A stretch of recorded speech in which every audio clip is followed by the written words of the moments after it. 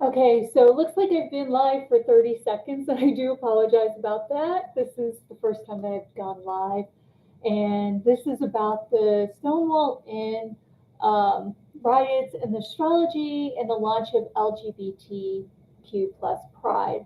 And I think this is a great subject to talk about. So I'm going to go through the slides. I created this a few weeks ago. I had some technical difficulties. That is why I decided to just go ahead and do it live, and we'll see what happens. So I'm going to go through the slides here, and so the first thing I want to say is that not all movements start with an historical event. So I don't want you to come away from this thinking that this one event is why there is pride.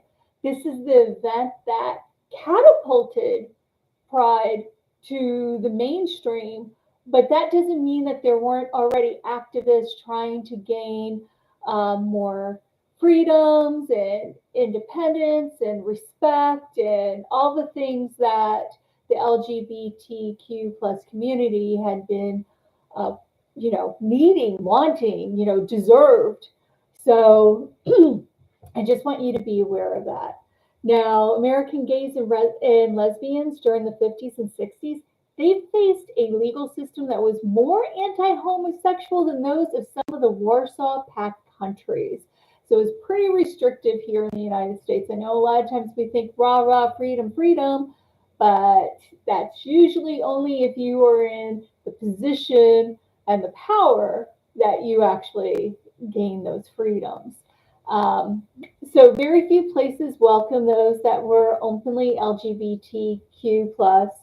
And the few places that did, like the gay bars, they weren't even owned by people of the community.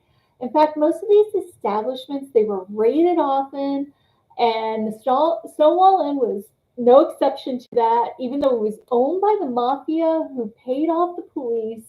The mafia would blackmail the wealthier patrons who wanted to keep their sexuality a secret. So even though there was this front of being an ally, not necessarily so. It was just a business, thing for the mafia. So this is not the first time, like I said, that the community had fought back. But on the early hours of June 28th, 1969, spontaneously the police raided the Stonewall Inn, and the patrons resisted arrest. Now, this is called a riot. And I really have a hard time with that term because no one was seriously injured, and nobody died.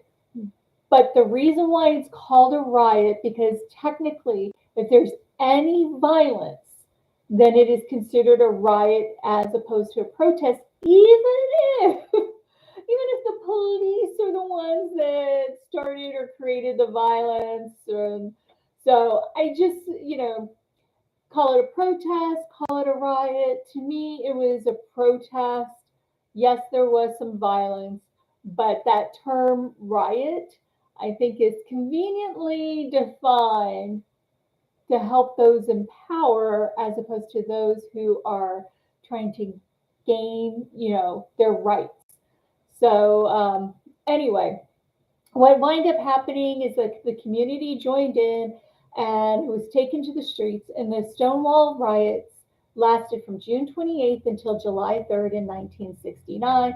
Now, I got these resources from Wikipedia and the History Channel, which I do have listed here. And then I have some resources also listed in the description below. So, what was the astrology of June 29th, 1969? So I didn't know, no, I couldn't find anywhere where it was written what time it actually started. But I started thinking about like when is usually bars closing. Now I know New York, sometimes bars are open a lot later. I know it was the early hours. It's hard to wrap your head around. So I just went with 2 a.m. So don't look at the house placements because we don't know the exact time. But between 2 a.m., 5 a.m., 1 a.m., it's going to be about the same astrology, and that's what counts. So there's two placements. When I first pulled up the chart, there's usually like something that jumps out at me right away. The first thing was Mars being in Sagittarius, and then Uranus. Uranus is always about big change. It's always about shocks and just like the unexpected. And here we have Mars in Sagittarius at 2 degrees, and we have Libra at 0 degrees, and they are making a sextile. So that's harmonious energy with each other. And to me, this is like, hey, Sagittarius is about freedom, it's independence, it is lifestyle. And here we have Uranus, and it's like saying, no, we're changing the tide here. We're flipping the script. And we are destroying these established patterns and in regards to love, relationships, conformity. So to me, like this energy, this is where like the seed of everything. Now, how are people feeling? Because you know what? We are emotional creatures. I mean, now granted, I am a person who has a lot of water in her chart, so I tend to go there right away. And the moon was in Sagittarius, and it's in opposition to Mercury in Gemini. So some participants may have been thinking from emotional state only as well as opposed to their mind. So it could have been irrational. Could be the police being irrational. Because if you think about it, some people are not comfortable with who they are, no matter what their sexual orientation is. So there would be people that may be going more from feeling than logic. Now, while others were championing freedom, there's just these restrictions that had been forced upon them. And the Sagittarius and Gemini energy is about discovering the truth and building upon themes of broadening perspectives. So Gemini is very social. It's about the mind. It is quick. It's fast acting. And then when you have the themes of Sagittarius, it makes sense that we would have this dynamic also playing out in this opposition. Now, Venus, to me, yielded her magic here. Venus is in Taurus, and that's the sign of stability, persistence, and traditions. And Venus is at home in Taurus, and Venus is all about love. It's also about beauty and harmony, aesthetics, but it's also about what's just and right, and you've got this love vibe here. So this is about wanting the same traditions, the same things that everybody else has in their relationships, where you can go out in public and hold hands and you have this natural attraction to someone of the same sex. Like, hey, what's wrong with that? This should be tradition as well. And what I found really cool about this is that Venus was at 21 degrees, which is the age of adulthood and voting at this time period.